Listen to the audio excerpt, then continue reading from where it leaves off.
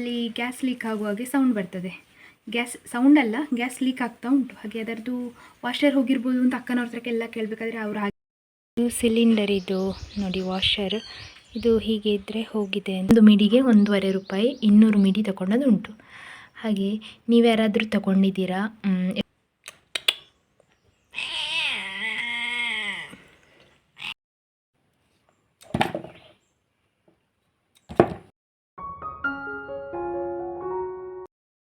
Hi guys, good morning, welcome to my new vlog. ಎಲ್ಲರೂ ಹೇಗಿದ್ದೀರಾ? ಎಲ್ಲರೂ ಆರಾಮ ಸೌಖ್ಯ ಅಂತ ಅಂದ್ಕೊಳ್ತೇನೆ. ಹಾಗೆ ನನ್ನ ಚಾನಲನ್ನು ನೀವು ಮೊದಲು ಸಾರಿ ನೋಡ್ತಾ ಇದ್ದೀರಾ ಅಂದರೆ ಪ್ಲೀಸ್ ಸಬ್ಸ್ಕ್ರೈಬ್ ಮಾಡಿ, ಅಲ್ಲಿರೋ ಬೆಲ್ಲೈಕನ್ ಒತ್ತಿ. ಇವತ್ತಿನ ವ್ಲಾಗ್ ಸ್ಟಾರ್ಟ್ ಮಾಡುವ. Let's go. ಕೆಲಸ ಎಲ್ಲ ಆಗಿ ನನಗೆ ಈಗ ಒಂದು ಕಡೆ ಹೋಗ್ಲಿಕ್ಕೆ ಉಂಟು. ಹಾಗೆ ರಿಕ್ಷೆಗೆ ಬರಲಿಕ್ಕೆ ಹೇಳ್ತೇನೆ. ಏನಂತ ಹೇಳಿದರೆ, ನಿನ್ನೆಯಿಂದ ಅದೊಂದು ಗ್ಯಾಸಿದು ಪ್ರಾಬ್ಲಮ್ ಮನೆಯಲ್ಲಿ, ಸಿಲಿಂಡರ್ ಉಂಟಲ್ಲ ಅದರದ್ದು. ಅದು ನಾವು ಹಳೆತ್ತು ಮುಗ್ದೀತು ಅಂಥೇಳಿ ಹೊಸತಕ್ಕೆ ಫಿಟ್ ಮಾಡಬೇಕಾದ್ರೆ ಅದರಲ್ಲಿ ಗ್ಯಾಸ್ ಲೀಕ್ ಆಗುವಾಗೆ ಸೌಂಡ್ ಬರ್ತದೆ. ಗ್ಯಾಸ್ ಸೌಂಡ್ ಅಲ್ಲ, ಗ್ಯಾಸ್ ಲೀಕ್ ಆಗ್ತಾ ಉಂಟು. ಹಾಗೆ ಅದರದ್ದು ವಾಷರ್ ಹೋಗಿರ್ಬೋದು ಅಂತ ಅಕ್ಕನವ್ರ ಹತ್ರಕ್ಕೆಲ್ಲ ಕೇಳಬೇಕಾದ್ರೆ ಅವರು ಹಾಗೆ ಹೇಳಿದರು. ಹಾಗೆ ಅದು ನಾವು ಎಲ್ಲಿಂದ ಪರ್ಚೇಸ್ ಮಾಡಿದ್ದೇವೆ ಅಲ್ಲೊಮ್ಮೆ ಕೊಂಡೋಗಿ ತೋರಿಸಿ ಅದಕ್ಕೆ ಹೊಸತ್ತು ವಾಷರ್ ಹಾಕಿಸ್ಕೊಂಡು ಬರಬೇಕು. ಹಾಗೆ 2 ಸಿಲಿಂಡ್ರ್ ಉಂಟು, ಒಂದು ಖಾಲಿಯದ್ದು ಇನ್ನೊಂದು ಫುಲ್ ಇರೋದು. 2 ಕೊಂಡೋಗಿ ಖಾಲಿರೋದನ್ನು ಕೊಡಬೇಕು, ಫುಲ್ ಇರೋದನ್ನು ಟೆಸ್ಟ್ ಮಾಡಿಸಿ ಅದಕ್ಕೆ ಹೊಸತ್ತು ವಾಷರ್ ಹಾಕಿಸ್ಕೊಂಡು ಬರಬೇಕು. ಹಾಗೆ ಈಗ ನಾನು ಹೋಗಬೇಕು. ನಿನ್ನೆ ಹೋಗುವಂತಿದ್ದರೆ, ನಿನ್ನೆ ಸಂಡೇ ಎಲ್ಲ ಕಡೆ ಕೂಡ ಕ್ಲೋಸ್ ಅಲ್ಲ, ಹಾಗೆ ನಿನ್ನೆ ಹೋಗಲಿಕ್ಕೆ ಆಗಲಿಲ್ಲ. ಮತ್ತು ಈಗ ಹೋಗಿ ಅದನ್ನು ಸರಿ ಮಾಡಿಸ್ಕೊಂಡು ಬರಬೇಕು. ನನಗೆ ಅದು ಉಂಟಲ್ಲ, ಹಾಗಾಗಿ ನಿನ್ನೆಂದೆಲ್ಲ ಒಲೆಯಲ್ಲಿ ಅಡುಗೆ ಕಷ್ಟ ಆಗ್ತದೆ. ಅಂದರೆ ಒಮ್ಮೆ ಒಲೆ ಅಡುಗೆ ಬಿಟ್ಟು ಆದಮೇಲೆ ಈ ಗ್ಯಾಸಿದು ಒಲೆಗೆ ಅಡ್ಜಸ್ಟ್ ಆದಮೇಲೆ ಮಸೀದು ಪಾತ್ರೆ ಅದು ಇದು ಅಂತ ಹೇಳಿ ಎಲ್ಲಕ್ಕೂ ಸಹ ಅದೆಲ್ಲ ಮುಗಿತಾ ಬಂದಿದೆ. ಅಂದರೆ ಈ ಮಸೀದು ಪಾತ್ರೆ ಯಾವುದು ಸಹ ಇಲ್ಲ. ಅನ್ನ ಇಡುವಂಥದ್ದು ಇರ್ಬೋದು, ಚಹಾ ಇಡುವಂಥದ್ದು, ಮತ್ತು ಈ ಮಣ್ಣಿದ ಪಾತ್ರೆಯಲ್ಲಿ ನಾವು ದೋಸೆ ತಿಂಡಿದೆಲ್ಲ ಮಾಡ್ತೇವಲ್ಲ ಅದು ಮಾತ್ರ. ಈ ಹಾಲು ಇಡುವಂಥದ್ದು ಇರ್ಬೋದು, ಸಾರು ಸಾಂಬಾರು ಮಾಡೋದು ಎಂಥ ಸಹ ಇಲ್ಲ. ಹಾಗೆ ಭಾರಿ ಕಷ್ಟ ಆಗ್ತಾ ಉಂಟು ನನಗೆ. ಅದನ್ನೊಂದು ಸರಿ ಮಾಡಿಸಿ ಬಂದರೆ ಸಾಕು ಅಂತಾಗಿದೆ. ಅದಕ್ಕೀಗ ಬೇಗ ಕೆಲಸ ಎಲ್ಲ ಮುಗಿಸಿ ದನಗಳನ್ನೆಲ್ಲರನ್ನು ಅಪ್ಪನನ್ನು ಒಟ್ಟಿಗೆ ಅಲ್ಲಿ ತನಕ ಹೊಳೆ ತನಕ ಹೋಗಿ ಎಲ್ಲ ಬಂದಾಯಿತು. ಈಗ ರಿಕ್ಷಾ ಕೇಳಿದ್ದೇನೆ, ಸ್ವಲ್ಪ ತಲೆ ಬರ್ಬೋದು. ಹಾಗೆ ಎಂಥ ಪ್ರಾಬ್ಲಮ್ ಉಂಟು ಅಂತ ನಾನು ನೆಕ್ಸ್ಟ್ ನಿಮಗೆ ಹೇಳ್ತೇನೆ. ಅದು ಹೇಗೆ ಸಾಲ್ವ್ ಆಯಿತು ಕೂಡ ಹೇಳ್ತೇನೆ. ಇದು ಸಿಲಿಂಡರ್ ಇದು ನೋಡಿ ವಾಷರ್ ಇದು ಹೀಗೆ ಇದ್ದರೆ ಹೋಗಿದೆ ಅಂತ ಅರ್ಥ. ಅದರಿಂದ ಗ್ಯಾಸ್ ಲೀಕ್ ಆಗೋದು. ಹಾಗೆ ನಾಗೇಶ್ ಅಣ್ಣ ಬಂದರು, ಅವರು ತಗೊಂಡೋಗುವ ಅಂತ ಬಂದದ್ದು. ವಾಷರ್ ಅಂತಾದರೆ ಹಾಕಿ ಟ್ರೈ ಮಾಡುವ ಅಂತ ನೋಡ್ತಿದ್ದಾರೆ, ನೋಡುವ ಏನಾಗ್ತದೆ ಅಂತ. ನಾಗೇಶಣ್ಣ ಹಳೆತ್ತು ಸಿಲಿಂಡರ್ ಕೊಂಡೋಗ್ತಿದ್ದಾರೆ. ಮತ್ತು ಇದು ಉಂಟಲ್ಲ, ಮೊನ್ನೆ ಹೊಸತ್ತು ಸಿಲಿಂಡರ್ ಹೋಗಿತ್ತು ಅಂತ ಇತ್ತಲ್ಲ, ಹಾಗೆ ಅದಕ್ಕೆ ವಾಷರ್ ಹೊಸತ್ತು ಹಾಕಿದ್ರು. ಸರಿ ಆಯಿತು.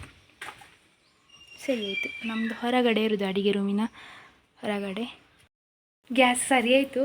ಏನಂತ ಹೇಳಿದರೆ, ಅದು ವಾಷರ್ ಉಂಟಲ್ಲ ಅದು ಹೋಗಿತ್ತು. ನಮಗೆ ಅಷ್ಟು ಐಡಿಯಾ ಇಲ್ಲಲ್ಲ ಈ ಗ್ಯಾಸ್ ಒಳಗೆ ಹೇಗಿರ್ತದೆ, ಎಲ್ಲಿ ವಾಷರ್ ಇರ್ತದೆ, ಹೇಗೆ ತೆಗೆಯೋದು ಅಂತ ಗೊತ್ತಿಲ್ಲ. ಹಾಗೆ ನಾಗೇಶಣ್ಣ ಬಂದರು, ಹಳೆ ಸಿಲಿಂಡರ್ ಇದು ತೆಗೆದು ಹೊಸದಕ್ಕೆ ಹಾಕಿ ಕೊಟ್ಟು ಹೋದ್ರೆ. ಅಂದರೆ ಅಲ್ಲಿ ತನಕ ಹೋಗೋ ಬದಲು ಆಗ್ತದಂತ ನೋಡುವ ಅಂತ ಟ್ರೈ ಮಾಡಿದ್ರು. ಫಸ್ಟಿಗೆ ಆಗಲಿಲ್ಲ, 2ನೇ ಸಲ ಹಾಕಿ ಫಿಟ್ ಮಾಡಿ ಆದಮೇಲೆ ಎಂಥ ಸಹ ಲೀಕೇಜ್ ಕೂಡ ಇಲ್ಲ, ಒಳಗಡೆ ಸ್ಟವ್ ಕೂಡ ಉರಿತದೆ.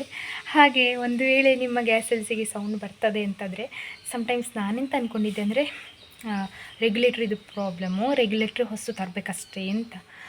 ಮತ್ತು ನೋಡಿದರೆ ರೆಗ್ಯುಲೇಟ್ರ್ ಲಾಸ್ಟ್ ಹಳೆತ್ತು ಗ್ಯಾಸಿಗೆ ಎಂಥ ಪ್ರಾಬ್ಲಮ್ ಇಲ್ಲದ್ದು, ಹೊಸ ಗ್ಯಾಸಿಗೆ ಹೇಗೆ ಪ್ರಾಬ್ಲಮ್ ಬರ್ತದೆ ಅಂತ ಆಗುವಾಗ ಅದು ಗ್ಯಾಸಿದ್ದು ಲೀಕೇಜ್ ವಾಷರ್ ಹೋಗಿರ್ಬೋದು ಅಂತ ಥಿಂಕ್ ಮಾಡಿ ಈಗ ಕೊಂಡೋಗುವಂತಿತ್ತು. ಅದು ಗ್ಯಾಸ್ ಎಲ್ಲಿಂದ ಪರ್ಚೇಸ್ ಮಾಡಿದೆ ಅಲ್ಲಿಂದ. ಆದರೆ ನಾಗೇಶನೇ ಹೇಳಿದ್ರು, ಅಲ್ಲಿ ಹೋಗೋ ಬದಲು ನಾವೇ ಒಂದು ನೋಡುವ ಸರಿ ಆಗ್ತದೆ ಅಂತ.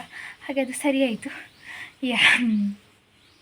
ಮನೆಯಲ್ಲಿ ಉಂಟಲ್ಲ, ಪ್ರತಿ ವರ್ಷವೂ ಬದನೆ ಮಾಡ್ತಾರೆ. ಅದರಲ್ಲಿ ಸಹ ಈ ಜಾತಿದು ಬದನೆ ಉಂಟಲ್ಲ, ಮಿಸ್ ಆದ್ದು ವರ್ಷ ಅಂತಲೇ ಇಲ್ಲ. ಕಳೆದ ವರ್ಷ 3 ಸಾಲು ಇತ್ತು, ಈ ವರ್ಷ ಲೆಕ್ಕ ಇಟ್ಟು 3 ಗಿಡ ನೆಟ್ಟಿದ್ದಾರೆ. ಯಾಕಂದರೆ ಕಳೆದ ವರ್ಷದಷ್ಟು ಇದರಲ್ಲಿ ಅರ್ಧ ಲಾಸ್ ಉಂಟಲ್ಲ, ಆಗಿರಲಿಲ್ಲ ನಮಗೆ. ಅಂದರೆ ಸೇಲ್ ಆಗ್ತಿರಲಿಲ್ಲ ಇದು. ಎಲ್ಲರೂ ಬದನೆಯ ಬೇಡ ಅಂತೆಲ್ಲ ಹೇಳ್ತಿದ್ರು. ಈ ವರ್ಷ ಎಲ್ಲರೂ ಕೇಳ್ತಾ ಇದ್ದಾರೆ, ಬದನೆ ಗಿಡ ಮಾಡಲಿಲ್ವಾ, ಬದನೆ ಗಿಡ ಉಂಟಾ ಅಂತ ಕೇಳ್ತಾರೆ ಈ ವರ್ಷ. ಅಂದರೆ ಜನರು ಹೇಗೆ ಅಲ್ಲ, ಕಳೆದ ವರ್ಷ ಎಂಥ ಸಹ ಒಳ್ಳೆ ಸೇಲ್ ಆಗಲಿಲ್ಲ ನಮಗೆ, ಇದರಿಂದ ಎಂಥ ಒಳ್ಳೆ ಇನ್ಕಮ್ ಆಗಲಿಲ್ಲ ಅಂತ ಹೇಳಿ ಯಾಕೆ ಸುಮ್ಮನೆ ಮಾಡೋದು ಅಂಥೇಳಿ 3 ಗಿಡ ನೆಟ್ಟದ್ದು. ಇದು ಇವತ್ತು ಒಂದು ಸಾಂಬಾರಿಗೆ ರೆಡಿಯಾಗಿದೆ. ಮನೆಗೆ ಬೇಕಾದ ಖರ್ಚಿಗೆ ಅಷ್ಟೇ ಮಾಡಿದ್ದು ಈ ವರ್ಷ.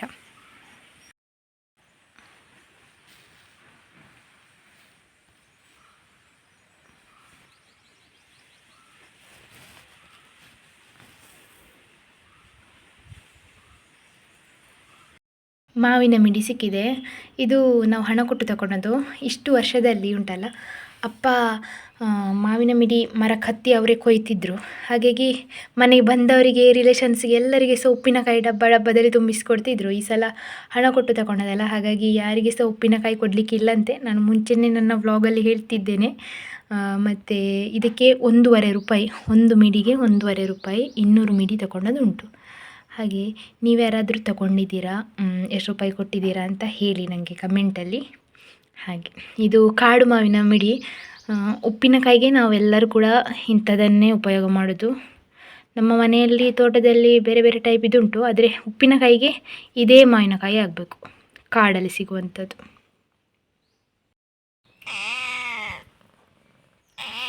ಇವಳೇನೋ ಇವತ್ತು ಸಿಕ್ಕಿದ್ದಾಳೆ ವ್ಲಾಗಿಗೆ.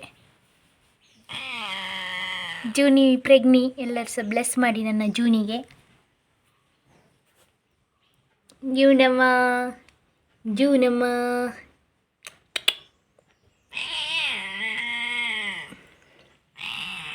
ಮಧ್ಯಾಹ್ನ ಊಟ ಆಗಿ ರೆಸ್ಟ್ ಮಾಡಿ ಈಗ ಒಂದು ಗ್ಲಾಸ್ ಚಹಾ ಕುಡಿದು ತೋಟಕ್ಕೆ ಬಂದೆ. ಹುಲ್ಲು ಮಾಡಿ ಇವತ್ತೊಂದು ಸ್ವಲ್ಪ ಹಾಳೆ ತೊಗೊಂಡು ಹೋಗಬೇಕು. ಯಾಕಂದರೆ 2 ದಿವಸದ್ದು ಪೆಂಡಿಂಗ್ ಉಂಟು. ಮೇಯ್ನ್ಲಿ ನನಗೆ ಅದು ಕೆಲಸ ಏನಂದರೆ, ಶನಿವಾರ ಅದು ಅಡಿಕೆದು ಸಂಜೆ ತನಕ ಇತ್ತು ಕೆಲಸ.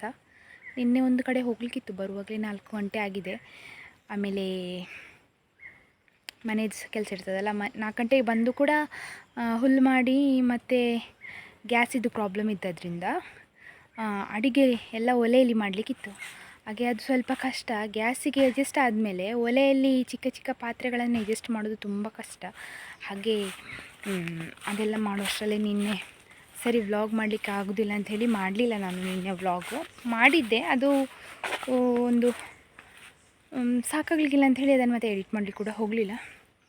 ಹಾಗೆ 2 ದಿವಸದಿಂದ ಹಾಳೆ ಕಟ್ ಮಾಡೋದು ಪೆಂಡಿಂಗ್ ಉಂಟು. ಹಾಳೆ ಒಂದು ಸ್ವಲ್ಪ ಕಟ್ ಮಾಡಿ ಒಂದು ಸ್ವಲ್ಪ ಸ್ಟಾಕ್ ಮಾಡಬೇಕು, ಮತ್ತು ದನಗಳಿಗೆ ಹಾಕಲಿಕ್ಕೆ ಕೂಡ ಬೇಕು. ಹಾಗೆ ಹುಲ್ಲಾಯಿತು ಒಂದು ಕಟ್ಟ. ಹೀಗಾಗಿ ಒಂದು ಕಟ್ಟ ಹಿರಿದದ್ದು. ಇಲ್ಲಿ ಒಂದು ಮಾವಿನ ಮರ ಉಂಟು, ಹಾಗೆ ಅದರಲ್ಲಿ ಹೂ ಹೋಗಿ ಈಗ ಕಾಯಿ ಆಗಿದೆ. ಇನ್ನು ಮಾವಿನಕಾಯಿ ಹಾಕಲಿಕ್ಕೆ ಸಹ ಕ್ಲಿಯರ್ ಆಗಬೇಕಲ್ಲ ಜಾಗ, ಅದಕ್ಕೆ ಮತ್ತೆ ಸ್ವಲ್ಪ ಕಂಜೂಸ್ ಮಾಡಿಯೇ ಹುಲ್ಲು ಮಾಡೋದು. ಯಾಕಂದರೆ ನಾಳೆಗೆ ಸಹ ಹುಲ್ಲು ಬೇಕಲ್ಲ ಅಂತ ಹೇಳಿ. ನಾನು ಇವತ್ತೇ ಎಲ್ಲ ಹುಲ್ಲು ಹಿಡಿದ್ರೆ ನಾಳೆಗೆ ಎಲ್ಲಿ ಹೋಗೋದು, ಅದಕ್ಕೋಸ್ಕರ ಚೂರು ಅಡ್ಜಸ್ಟ್ ಮಾಡಿ ಒಂದೊಂದು ಕಟ್ಟ ಮಾಡಿ ಕೊಂಡೋಗೋದು. ಹಾಗೆ ಇದು ಹುಲ್ಲು ಉಂಟು, ಆದರೆ ಹಿರಿಲಿಕ್ಕಾಗೋದಿಲ್ಲ ಅಂತ. ಅಂದರೆ ತುಂಬ ಬುಡದಲ್ಲಿರೋದು. ದನಗಳನ್ನು ಮೇಯ್ಲಿಕ್ಕೆ ಕಟ್ಟಿದರೆ ತಿನ್ಬೋದು, ಇಲ್ಲಿ ಕಟ್ಟಲಿಕ್ಕೆ ಸಹ ಅಲ್ಲ, ಕಟ್ಟಿದರೆ ಅವ್ರದ್ದು ಬೇರೆ ಉಪದ್ರ. ಹಾಗೆ ಇರೋದನ್ನು ಅಡ್ಜಸ್ಟ್ ಮಾಡೋದು. ಇದೊಂದು ನಮ್ಮ ಮನೆಯದು ಸ್ಪೆಷಲ್ ದಾಸವಾಳದ ಗಿಡ. ಇದರಲ್ಲಿ ಡಬಲ್ ಕಲರ್ ಆಗ್ತದೆ. ಈಗ ಇಲ್ಲಿ ಈ ಕಲರ್ ಉಂಟಲ್ಲ, ಇದೇ ಗಿಡ, ಒಂದೇ ಗಿಡ ಇರೋದು, ಅದರಲ್ಲಿ ನೋಡಿ ಈ ಕಲರ್ ಕೂಡ ಆಗ್ತದೆ. ಇನ್ನು ಕೆಲವು ಟೈಮು ಒಂದು ಎಸಳು ಪೀಚ್ ಕಲರ್ ಇದ್ದು ಉಳಿದದ್ದು ಎಲ್ಲೋ ಇರ್ತದೆ, ಹಾಗೆ ಆಗ್ತದೆ ಅಂತ. ಎಂತೆಲ್ಲ ಉಂಟಲ್ಲ ಪ್ರಕೃತಿಯಲ್ಲಿ ವಿಸ್ಮಯಗಳು. ನೋಡಿ ಇದು ಅದೇ ಗಿಡ, ಇದರಲ್ಲಿ ಬೇರೆ ಹೂವಾಗೋದು.